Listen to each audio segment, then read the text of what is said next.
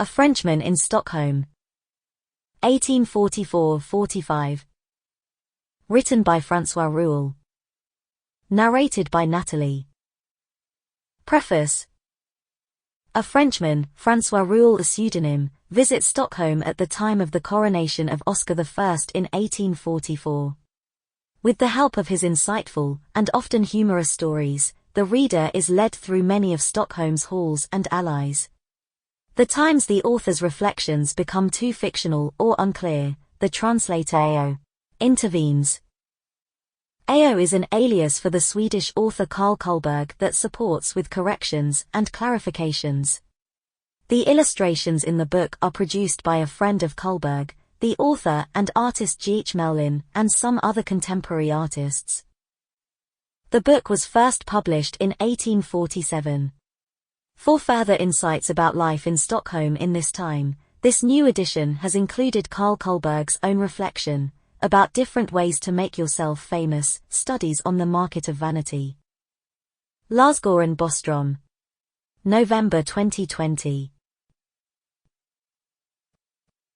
Original preface. The translator hereby takes the liberty of handing over in the hands of public, a work that here and there can be swarming by mistakes. However, the translator has searched by his best judgment, and in the footnotes corrected errors. Nevertheless, most parts can be read without worry.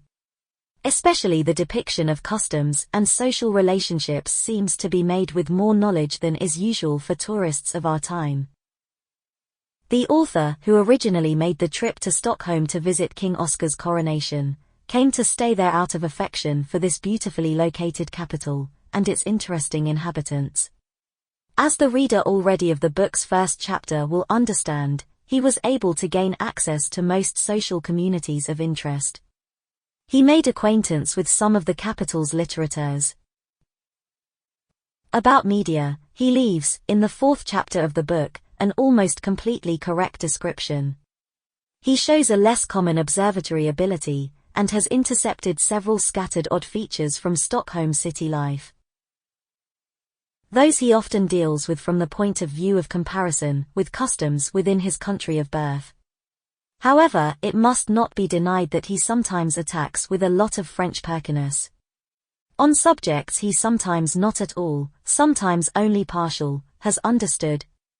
He nevertheless may be forgiven for his mistakes because of difficulties with the Swedish language, and that he occasionally seems to have retrieved his information from the whispering source of conversation.